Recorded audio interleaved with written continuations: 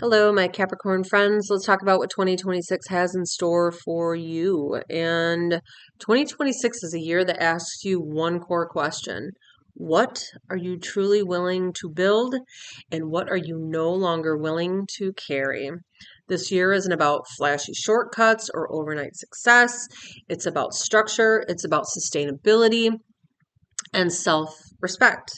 With Saturn, your ruling planet, moving through Aries, much of 2026 is about creating a firm foundation in your personal life, your home, your emotional security, while also learning how to take responsibility without burning yourself out or taking on other people's responsibilities. You may feel pulled in two different directions this year.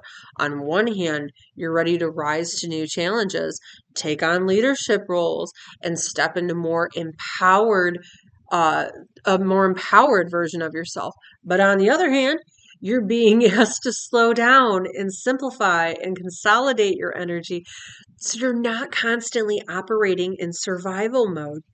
This is a year of an intentional effort, not endless effort. So I guess let's kind of break it down bit by bit on how this shows up for you in 2026, covering money, career, relationships, home, happiness, travel, friendships, and just finally how your specific birth dates might be influenced. So I suppose let's just kind of get into it here. And I think the big one is going to be Saturn moving into Aries. So let's kind of start there. So Saturn, your planet, moves through Aries, and that means it's going through your fourth house of home, roots, family, and emotional foundations. And that starts on February 14th. Now, this is a once in every 30-year cycle, meaning what you build now has long-term effects on that house of home and family. Saturn loves to restructure things. So it's looking for where there's cracks in that foundation and it's ready to patch them. So for many of you, my Capricorn friends, 2026 marks a turning point around home ownership, maybe relocation, family responsibilities, emotional boundaries, and what security actually means to you, because that's what the fourth house is, what makes us feel safe and secure. So some of you will feel energized by taking on new responsibilities, stepping into leadership within your family or your personal life, while others may realize they've already been carrying too much for the family. And Saturn now demands rest. It demands boundaries with those people and restructuring clearer limits with them. Now, Saturn in Aries doesn't want hesitation, but it wants. But what it also doesn't want is self-sacrifice without purpose, right? No more of that. You're done with that. You Pluto blowing up your sign for the past 20 years and then finally leaving in 2024 at the end of you get it. You're ready to stop doing for others and you're ready to move forward. And the lesson that came out of all of that is to move decisively, but sustainably. You're ready. You're ready to do it. So let's look at career and life direction. So let's spend some time here. Now, Venus, the planet that's tied to your career visibility and life direction, it highlights your 10th house twice in 2026. It's going to be retrograding there. So the first visit is from August 7th to September 10th. This is one of the best windows of the year to be seen in your absolute best light. You may experience increased recognition all of a sudden, opportunities that pop up. Maybe work starts to see the things you've done more and the value that you bring. Opportunities through professional connections can come up as well. Support from other people, mentors, authority figures. This is the time to really update your resume, refresh your professional image, your wardrobe, strengthen workplace connections, and those connections being collaborative really goes a long way here. And there's going to be opportunities for that to appear. And then when Venus retrogrades from October 25th to November 22nd, retrograde has us looking to the past. So this is where we make adjustments that are needed. You may realize certain colleagues aren't as supportive as you thought they were. right? Maybe a role or a career path doesn't align with you anymore, and it really makes itself known there. You need more fulfillment and not just stability. This is not a time to announce big moves publicly, necessarily, maybe, but keep your cards close to your chest. Reflection pays off more than action. So maybe this is a time of really planning your exit. And then once Venus goes direct November 14th through December 4th, clarity returns and movement can return. The choices you've been considering really begin to make sense, and the changes made during that time can bring a lasting effect on you professionally. Maybe this is something where you've already made moves earlier in the year, in the springtime, and you want to do something different. Maybe you've retired. Maybe you've made a major career transition. Maybe you've graduated from college with a degree, and you really find that you get momentum and movement towards the end of the year with your next steps on what it is you're wanting to do to find fulfillment.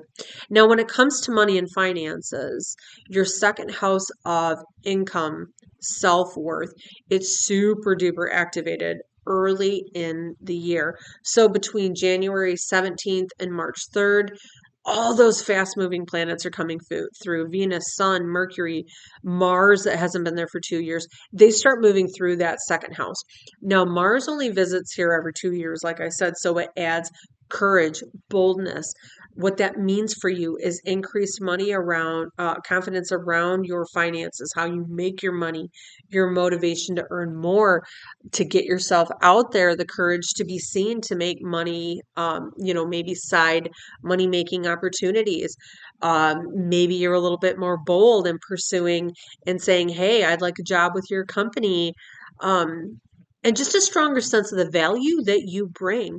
You really start to realize now all the things that you do and you're capable of, and Mars gives you the courage to show that to others. So you might find that you ask for a raise or you raise your rates if you are self-employed.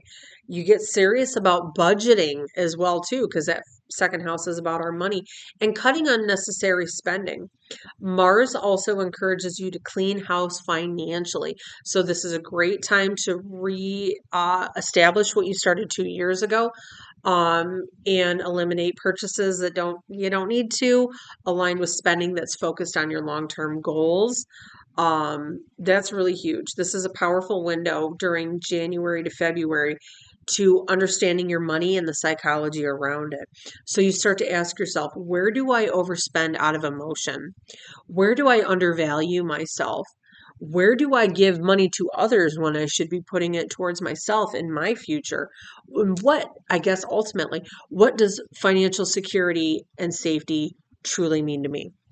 So, Jupiter on the other side in the eighth house here, moving through this year from June 30th onward, it hasn't been here for 12 years.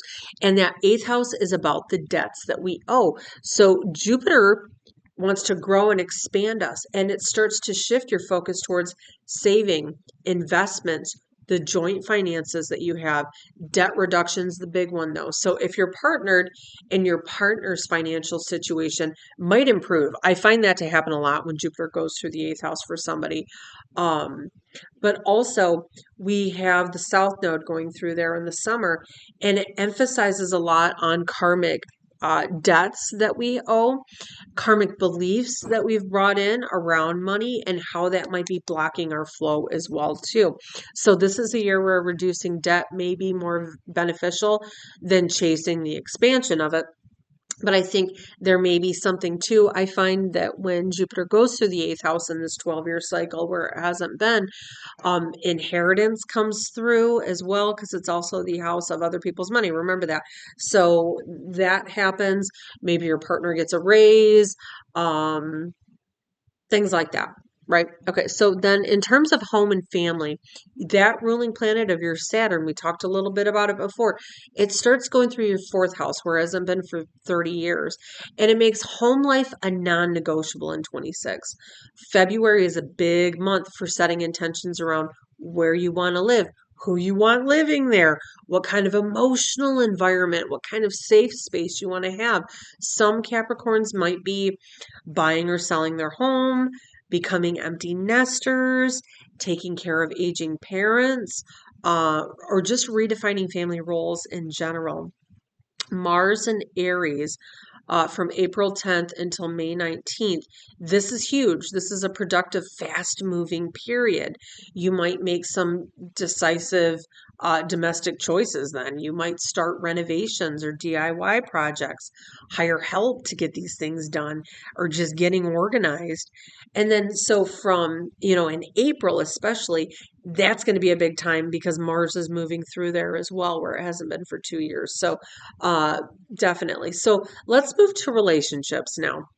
Jupiter is going to continue its tour there, supporting your relationships until June 30th, making the first half of 2026 really focused on relationships, growing and expanding and healing them. Relationships might start feeling more supportive. Communication improves. If you're looking for somebody, this is a time when new connections may be coming in. And then we have Mercury spending a little bit of extra time here because it's retrograding. So that's looking to the past for how communication has worked for you in relationship. So June is really going to be encouraging those honest communications, and maybe emotional honesty as well too, because it's going to be in the water sign of Cancer. So with Mercury retrograde, there may be some misunderstandings, but those misunderstandings can lead to deep reflection and those deeper heartfelt communications. So, this is a time to ask yourself, do we share the same long term vision? Are our values aligned? Our emotional needs, are they aligned? And then once Mercury goes direct, July 24th, clarity returns and those conversations may flow a little bit more smoothly. Now, in terms of just happiness in your children, let's look at the fifth house and how that's being impacted. Now, Uranus finally leaves that fifth house on April 26th. So, this brings a lot of relief. This is an 80-year cycle of, oh, not 80-year cycle, but it takes 80 years for Uranus to move around the sun, where we take 365 days. So, having it going through over the past several years in that fifth house of home and family, it may have felt a little bit unstable, right? Your kids may have been here and there and everywhere, and there's a lot of energy happening and a lot of them moving into freedom and movement and maybe doing things unpredictably where they started out here and now they're over here and changing their mind, but they're finding their authenticity. And in that process, that fifth house is more than just children. It's about what brings you happiness and joy as well, too. So the past few years may have felt a little bit unpredictable emotionally, but now you can stabilize that because you're looking to the things that bring you happiness, bring you pleasure. So between May 19th and June 29th, Mars is coming through there too, where it hasn't been for 2 years, really infusing social activity, getting you out there, helping you to stand out. If you're looking for someone at like a romantic partner, but it's also giving you this ability to find some creative outlets that really bring you happiness as well. But that's pretty much it. And you might find that something happens in that time frame too where your kids really get moving forward. Maybe, Uranus is wrapping up that 7-year cycle, and you might find that as Mars moves through in this time frame, it's starting to push those kids out of the nest maybe as well. Now let's look at the house of travel, learning, adventure. 2026 really is favoring short trips and local adventures for you. So Mercury in Pisces from February 21st to April 15th, it supports a lot of travel, writing, learning, taking courses or workshops to really expand yourself and to grow yourself. Um, these are things where uh, you know, key dates for maybe moving forward on, learning new things, kind of doing that. It's going to be in March and April. So you'll find that there's a lot that happens with that. Maybe you want to take some new classes or some new courses, especially if you're looking to really reinvent yourself in career. We know that that's coming this year, especially towards the end of the year. So maybe there's some stuff that you take in that time frame to get yourself ready for these next steps. Um, but really a lot of focus this year with these eclipses, it's not so much for that. It's more focused on those financial sectors for you and getting those things in line. Now, when it comes to family, or not family, total either, friends, communities that you surround yourself with, groups that you belong to, um, Venus is going to be retrograding in this 11th house this year. So there's a lot of energy of looking to the past for the people that you surround yourself with and who you want to bring in to support your new future vision. Networking and community involvement might shift and change for you as well too. You might be looking where you've spent your energy and given your energy to in these causes, and you're ready to make some shift and change there. So trust your instincts. If something feels off, if people feel off, it probably is. And by December, clarity returns and you know who you really want to start aligning yourself with more. Now, let's kind of look at birthdays. Now, if your birthday doesn't fall in here, it doesn't mean these things can't happen. It just means that, just follow what your instincts say here. Some of it may all apply, some of it might not. If you want to know how this applies to your specific chart, reach out to me for a reading and we'll go over those things. But so if your birthday is between December 22nd and the 27th, Neptune out there is going to be making a tough connection with your sun. But that's okay because it's dissolving old goals and it's drawing you towards creativity, spirituality, trusting your inner wisdom and what it's telling you to do. Now, if you're born between December 22nd and January 6th, Saturn's going to be squaring your sun. So boundaries are essential. Saying no is going to be your superpower this year. Okay. It's okay. No is a sentence. If your birthday is between the 7th of January and the 20th, Jupiter's going to be challenging you to expand, but only after you shed what no longer fits. So, with courage and belief, you can really achieve some remarkable growth this year, but you got to get outside of those comfort zones. Now, yeah, so Capricorn 2026 isn't about doing more, it's about doing what matters and with intention and integrity and endurance. You are building something that lasts. So keep working on that. Know that when you want to manifest the things that you want, you're going to want to do that at the new moon that happens on January 18th, letting go of things that no longer work. You may see things falling away. June 29th. This is definitely something of a year that's focused on what it is that you want. So thank you so much for watching, and we'll see you next time.